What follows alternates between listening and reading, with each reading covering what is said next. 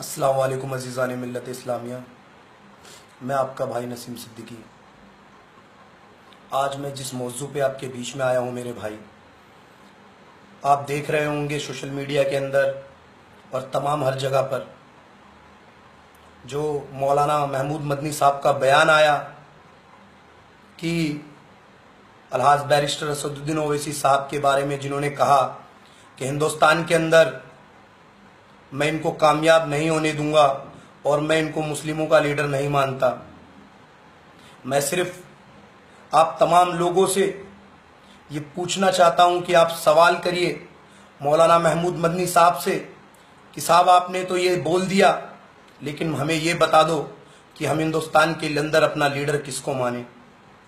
अरे मुल्क की आज़ादी के बाद हमने इतनी लाशें उठाई, अपनी बस्तियां जलती हुई देखी, अपनी माँ बहनों की अजमत लुटती हुई देखी, लेकिन तमाम रहनुमा, तमाम लोग खामोश क्यों बैठे थे और मुसलमान अपनी आवाज खो बैठे थे, गूंगे बने बैठे थे। लेकिन हिंदुस्तान के अंदर आज एक बेबाकी की तरह बोलने वाला एक शख्स आता है और वो उन गूंगों की मुंह में एक जुबान डालता है। आज हिंदुस्तान के मुसलमान अगर कुछ बोल पा रहे हैं तो मेरे भाई वो अब बैरिस्टर असदुद्दीन ओवैसी साहब की बदौलत है, जो जिस तरीके से वो बेबाक बयानी करते हैं और हमारी नुमाइंदगी करते हैं, इसलिए आज हम बोल पा रहे हैं। मैं पूछना चाहता हूं मौलाना महमूद मदनी साहब से कि साहब आप हमें बताइए, क्या हम अपना रहनुमा किसको समझे? क्या हम अपना रहनुमा कांग्रेस को समझे? उस कांग्रेस को जिसने 72 सालों से और जब तक हुकूमत करी कांग्रेस ने, जिन्होंने मुसलमानों को बदहाल कर दिया, क्या हम कांग्रेस को अपना रहनुमा समझे? या हम अपना रहनुमा समझे मुख्तार अब्बास नकवी को, जो बाबरी मस्जिद को तोड़ने वालों का साथ देता है? या शहनवाज हुसैन को, या आजम खान को? हम किसको अपना रहनुमा समझे? या आपको, जो हमारी कभी आवाज नहीं बनते? आज एक शख्स जो हमारी आवाज बन रहा है, हमारी हर नाइंसाफी के ऊपर बोलते हैं, उनकी नाकामयाबी की बात करते हो आप। मौलाना महमूद मदनी साहब, मैं आपको ये बता देना चाहता हूं, मेरी बातों को जरा गौर से सुनिएगा मेरे भाई, और मैं ये बात मौलाना महमूद मदनी साहब तक भी पहुंचाना चाहता हूं कि कामयाबी देने वाला अल्लाह है। आप और हम इसका फैसला नहीं करेंगे, आप या हम नहीं रोक सकते किसी को। और बैरिस्टर असदुद्दीन ओवैसी साहब को मुसलमान अपना रहनुमा मान चुके हैं। अगर मैं उन लोगों से ये अपील करता हूं मेरे भाई कि फेसबुक पे गाली गलौज ना करे, उनको एक तरीके से, एक सलीके से ये बताए कि मौलाना साहब आप सियासत से दूर रहें।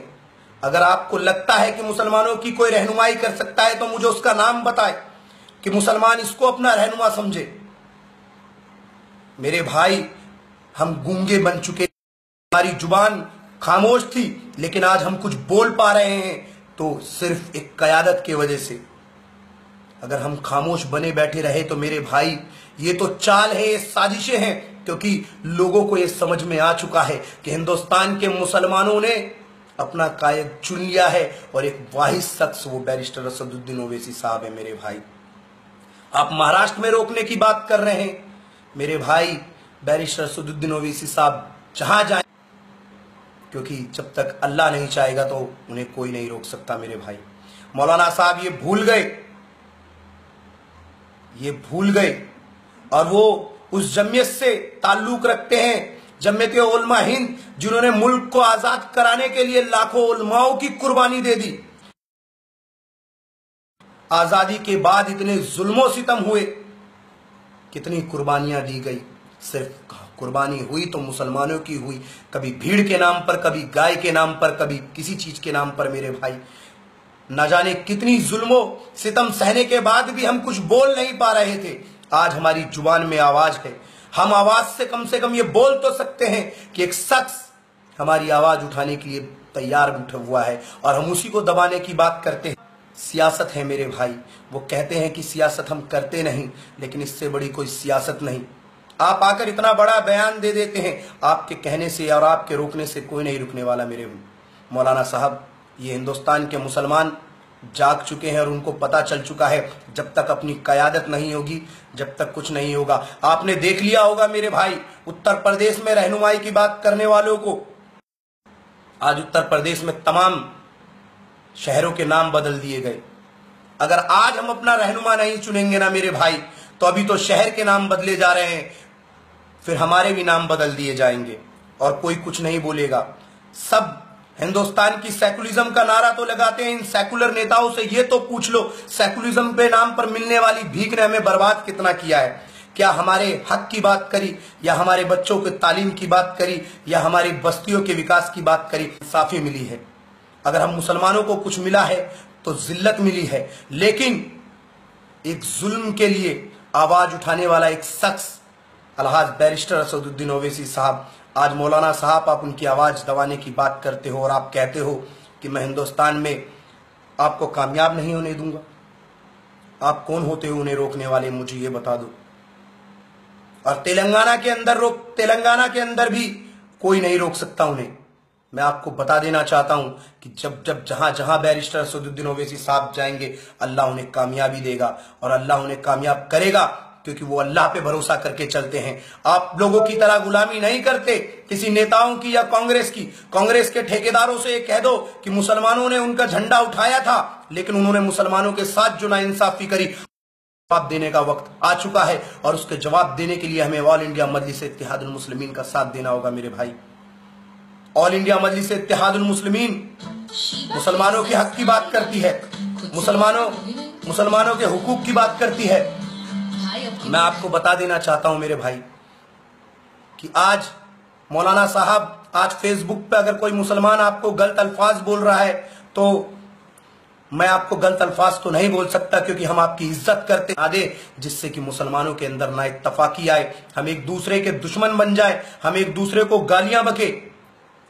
आप लोग ओलमा हो, आप लोग अच्छी बातें बताएं, आप लोग अच्छी राह दिखाएं मुसलमानों को, ना कि सियासत में आके आप किसी को दबाने की बात करें, ना कि सियासत में आकर आप ये कह दे कि मैं बैरिस्टर असदुद्दीन ओवैसी साहब को हिंदुस्तान में कामयाब नहीं होने दूंगा। बैरिस्टर असदुद्दीन ओवैसी साहब हिंदुस्तान का बुरा नहीं चाहते, वो हिंदुस्तान के हक में बोलते हैं। वो सिर्फ बुरा चाहते हैं उन लोगों का जो मुसलमानों को बर्बाद कर रहे हैं, मुसलमानों के साथ नाइंसाफी कर रहे हैं, मुसलमानों को भीड़ के नाम पर मार रहे हैं, गाय के नाम पर मार रहे हैं, कभी किसी कारण मार रहे हैं मेरे भाई। आज वो हमारी आवाज बन रहे हैं, तो आप लोग आकर उनकी आवाज को दबाने की कोशिश कर रहे हैं। कब तक जुल्म सितम सहेंगे हम लोग? क्या हम बोल नहीं सकते? हमारे अंदर ना इत्तफाकी आएगी, मोहब्बत का पैगाम दे और बताएं जो आपकी रहनुमाई कर रहा है वो कोई शख्स अपने लिए नहीं बोल रहा मेरे भाई। अल्लाह तो तेलंगाना में उन्हें कामयाब करता आया और हमेशा करता रहेगा। वो सिर्फ तेलंगाना के लिए नहीं बने मुसलमानों, वो तेलंगाना के लिए नहीं, वो पूरे हिंदुस्तान के मुसलमानों के हक की आवाज बन रहे हैं। तेलंगाना में तो अल्लाह कामयाब करता है।